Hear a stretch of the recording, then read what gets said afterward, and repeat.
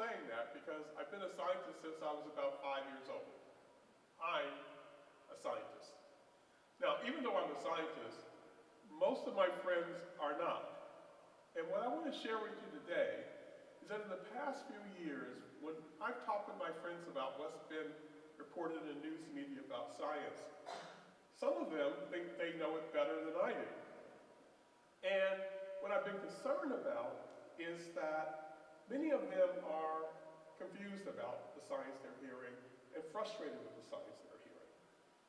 And so what I want to talk with you today about is the problem of reporting science to the public, the challenges in it, the solutions that might be possible to improve that reporting to the public, and how we can have a better future if we get better at science and how it's being represented to the public. And I just want to also share that this is not the first time I've talked on this topic. It's something I've been concerned about for a large part of my scientific career. So, all you need to know about me for this talk, I've already told you. I'm a scientist. And it wouldn't surprise you that I, as a scientist, think that science is really important in the world. It has a big impact on our lives. Science informs how the world goes around. Science informs most of what goes on around the world. And because of that, the public needs to know what we scientists are doing, what we're up to. And often I think the public, you want to know what's going on in science and what we're doing. And I'll tell you that as a scientist, we want you to know what we're doing, at least some of it anyway. Because we need you to support our research. We need you to provide the accolades and awards that we sometimes get. So we'd like for you to know what we're doing. The way the public currently hears most about what scientists are doing is through the news media. That's where most of the transfer of scientific information occurs. And that's where the problem is. So that problem is about how news media transfers information about science to the public. And you know, this TEDx talk theme is deception and the transfer of knowledge and information. And I just want to say, I think that most of the problems in the transfer of scientific information by the media is not about people intentionally being deceptive. There are many other aspects of the way the news media works that leads to the poor transfer of scientific information. So deception is not usually the case. Instead, it's things like narrative bias. A lot of times reporters come to us, they already have their narrative in mind, and they're looking from us for something to substantiate it, to support it. And part of that process of interacting with scientists, sometimes reporters are kind of afraid of us. We're scary with knowledge sometimes. And because of that, sometimes they're over-impressed with what they think we do. And one real danger that sometimes occurs in this process is that reporters can sometimes be arrogant, especially when they have a little bit of scientific background. They can think that they know our science better than we do. And then there are problems that are kind of basic ones, like because reporters are busy, because they have deadlines, sometimes the investigations are just poor. There's not enough diligence in them. And sometimes they just get it wrong, because some of this stuff is fairly complicated. Sometimes they're just errors. And then a major problem is the need to sell newspapers, to have social media followings of large numbers. And so there's an incentive to hype the science and make it more sensational than it actually needs to be. And then there are some very fundamental problems in any human activity, such as bias. Political bias, personal bias, and social bias, because of being identified with as a member of a group, or not wanting to be identified with as a member of other groups. Now, these problems in the transfer of scientific information by the media are compounded by what we scientists do. The poor quality of how we transfer information. And I will tell you that there's a lot of deception that happens, and it's inherent in our training. I wish we lived in a world where, in the ideal, scientists were supported to do their research and their work just for the sake of knowledge. But in fact, what we have to do is justify our existence. We are trained to tell the public how our research, how our scientific activities are going to impact their lives, how it's going to benefit them for health and for medicine and for driving cars, all sorts of things. And so that leads to scientists often overstating what we're doing. And we have a tendency to understate the problems in what we do. And we are not quite shy sometimes about simply making up stuff. Right? So there are many incentives for this behavior. Fame, wanting to be well known as a scientist. Fortune, wanting to have some economic benefit from it. Career promotion in the university system, to be able to get tenure, for instance. And these incentives are there because when, in the maybe 1700s, 1800s, scientists back in those days were wealthy, or they had wealthy patrons.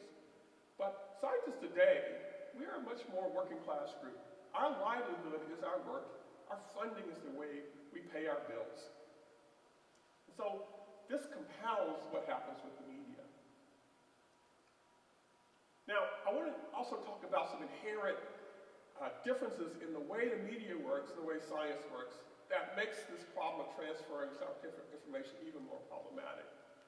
So news media, you've read news reports, and you very often see a news report will start off with a personal interest, a single individual, their experience.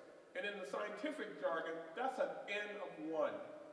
But in fact, the way our science works, our N is many. Our studies are based on what populations experience, the range of those populations, what's the common and sometimes what's the uncommon event taking place. So it's a very different contrast in how the media works. The other thing is that the media likes to write good stories. They like to have definitive conclusions at the end of those stories.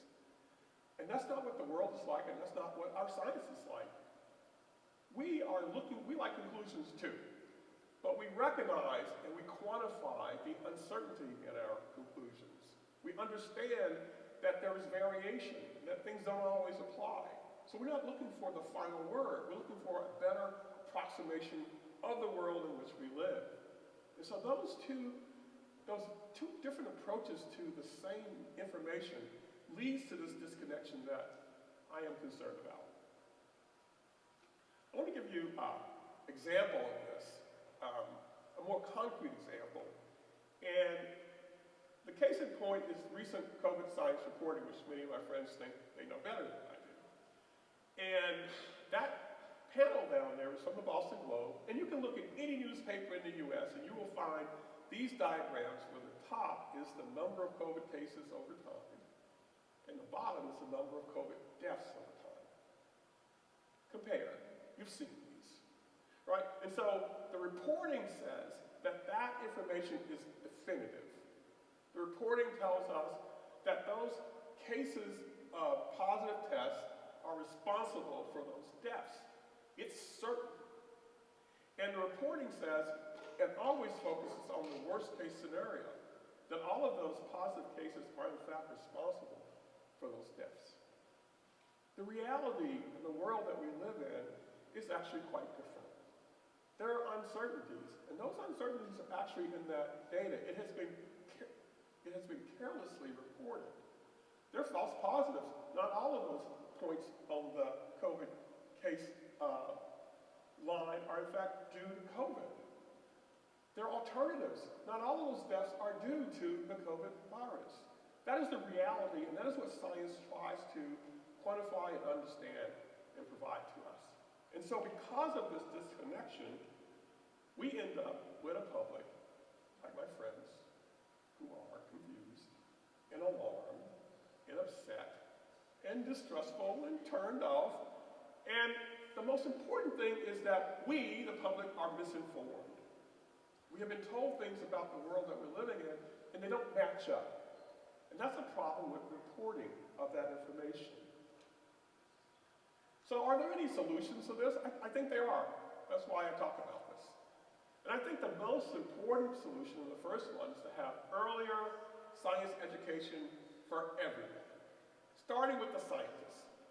If you look at science education like my training, and how I have to say I train my students, there's a lot of ethics training. It's the ethics of not fabricating our data, the ethics of giving credit to people when they made important contributions to work, but there are no ethics about how we report our information to the public. Tell us to do it honestly and with integrity and with a fair representation of what we know. We also need more media communications for scientists. We need to train scientists how to talk with reporters, to understand what the forces and pressures are on reporters that are going to provide that information to you. And we also need to have more science training for public communications, kind of doing the kind of thing I'm doing now, talking about our work and aspects of it in a way that the public can also engage in it. The news media, lots of education needed there. I think very important, ethics training, not about the sort of journalistic ethics, but more about how they report the science, honestly, with integrity, with the best representation of what their understanding is about it. And I also think that journalists would benefit from biostatistics, understanding about how scientists look at distributions and populations, and look for the range of differences, and incorporate that into their thinking. And they also would benefit from just science practice education, understanding how science works, its strengths, its weaknesses, its limitations, its shortcomings, to incorporate that in their thinking when they're reporting the information they're getting. And I think there's a need, too, for more public education for non-scientists. Some of my friends would benefit from this. Biostatistical concepts, again, understanding that you just can't take the experience of one person and decide what's happening in the world. You need the experience of many people to be able to figure out how we're being affected by the science. And also more science practice education about, again, the strengths of science and the weaknesses of science, how the scientific process works. I think we would all benefit if we had a better understanding of that. And then the second solution is a more new idea. It's just get the media out of the reporting altogether. Let the scientists and the public engage with each other directly.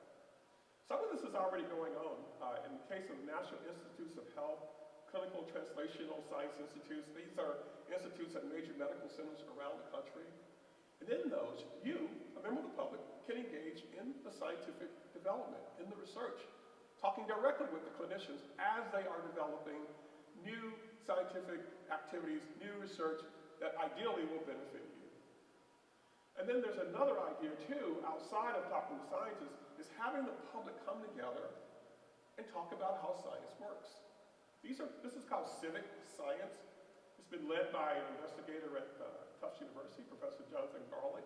And the basic idea, we could do it this afternoon. Some of us can get together, we need maybe one scientific question to address, and talk about what it means, what we do know, what we don't know, getting a better understanding of how the science works. And I want to close by saying that I think that if we do this, we'll have better science. And we'll certainly have better reporting. And the net of that is that we will have better lives where we understand more about our world in which we live. Thank you very much for your attention. Enjoy the rest of the day.